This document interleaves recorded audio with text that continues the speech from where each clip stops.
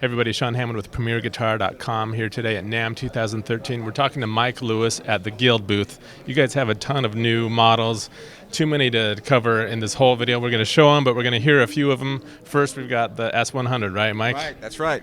This is the S100 Polara. It's part of the new Guild Newark Street series. And this particular guitar is a solid body. It's all mahogany. This is a guitar that was originally made in 1970 and beyond into the 70s.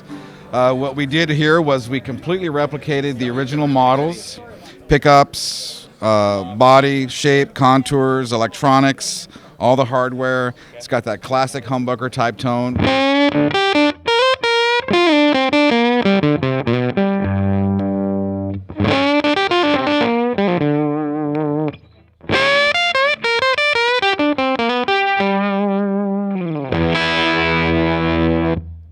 Pretty much.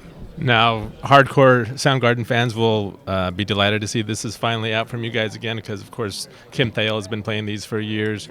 What can you tell us about the pickups and stuff as far as specifics? Well, these pickups are what are commonly called the mini humbuckers by Guild, and what we did was I actually bought a set of original ones.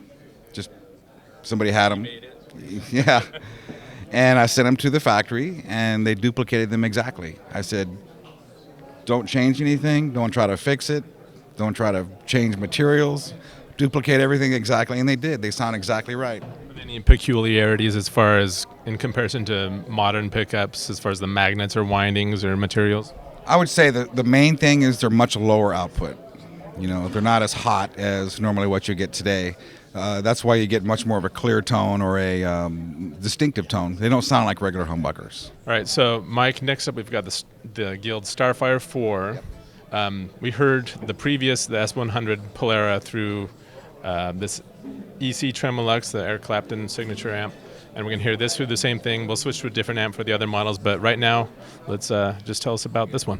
Okay, the Starfire 4, obviously it's a bigger guitar, and it's a semi-hollow. It's got the solid spruce block in the middle. You have the same pickups, the Guild Mini humbuckers, and these were called anti-hum pickups back in the late 60s when they first developed them. And they have a distinctive tone. This guitar is going to sound much bigger and open because it's semi-hollow.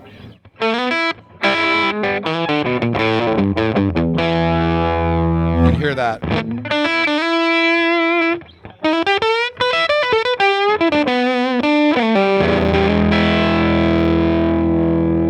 Gonna get that woman tone out of it.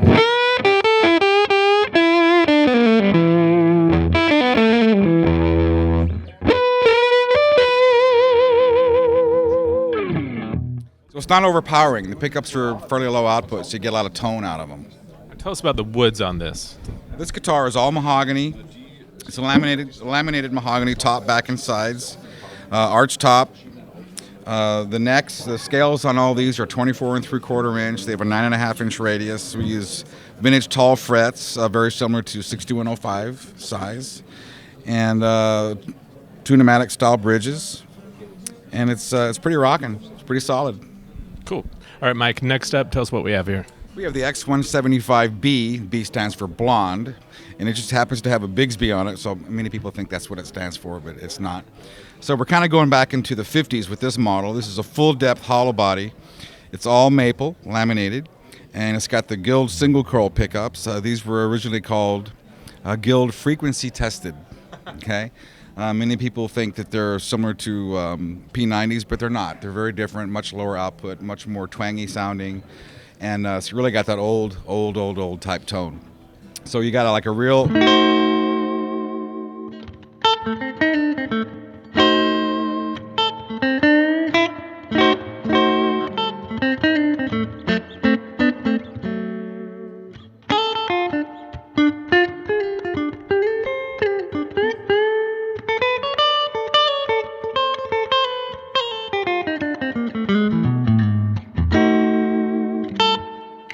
twangy on the bridge pickup. It's a mellow neck pickup.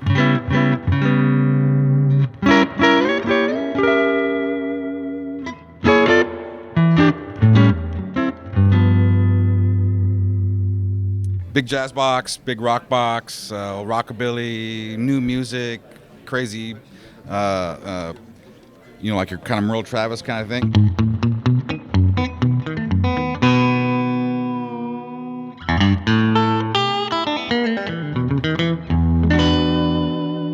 Sounds fantastic through the Princeton reverb you've got here.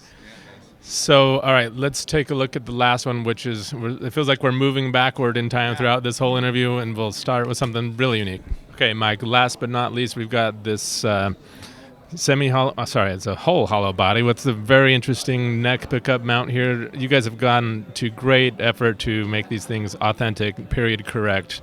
Can we just start off talking about the mount there, because that's something you really don't see very much? Well, this is a recreation of the DeArmond 1000 model Rhythm Chief pickup.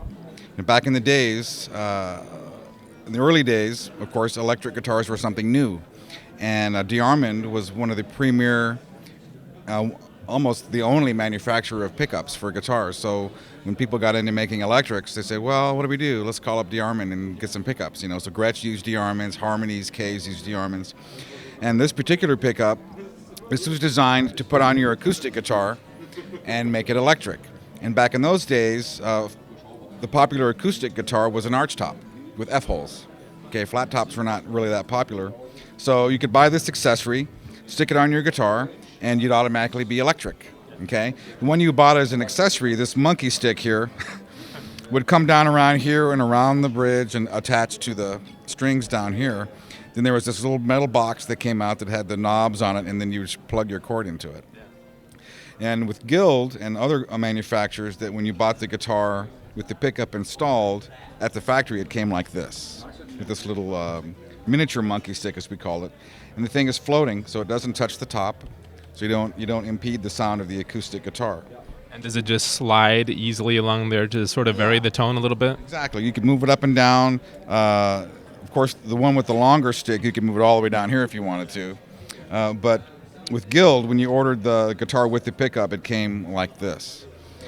Now, the model of this guitar, again, is? This is the A-150. A stands for acoustic. Okay.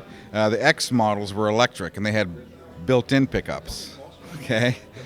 So we decided we wanted to do a jazz acoustic, and we went to great lengths, like you said, to recreate this pickup.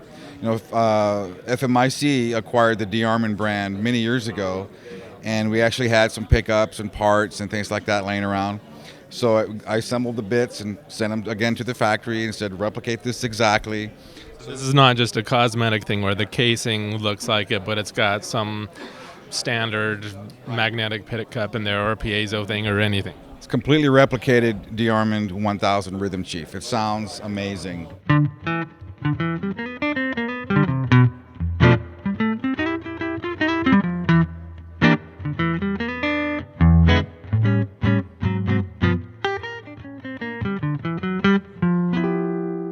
This has a maple top, or is the whole thing maple? Or? This one, the A150 has a solid spruce top with a laminated maple back and sides with a mahogany neck.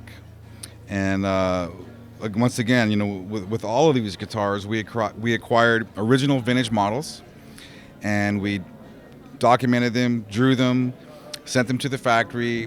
They tooled up for the correct body shapes and the arches on the tops and the backs. All the hardware was retooled. Pickguard shapes and everything like that to bring the public the closest thing that could possibly do to replicate these guitars. Kind of took the best of everything. This is really cool, and I wish we had time to show everyone on the wall, plug them all in. That would be awesome. But where can people go to find out more about them online? Guildguitars.com. Cool. Thanks for Newark Street Collection. Newark Street Collection. Newark Street is the name of the street that the original Hoboken factory was on. In this background here, you can see a picture of that's the building. It was a Newman Leathers building, and Guild used, I think, one floor, and that's where the guitars were made. Awesome. Thanks so much, Mike. Thank you. I'm Sean Hammond with Premier Guitar. Don't forget to click here, subscribe to all our new NAMM videos for NAMM 2013.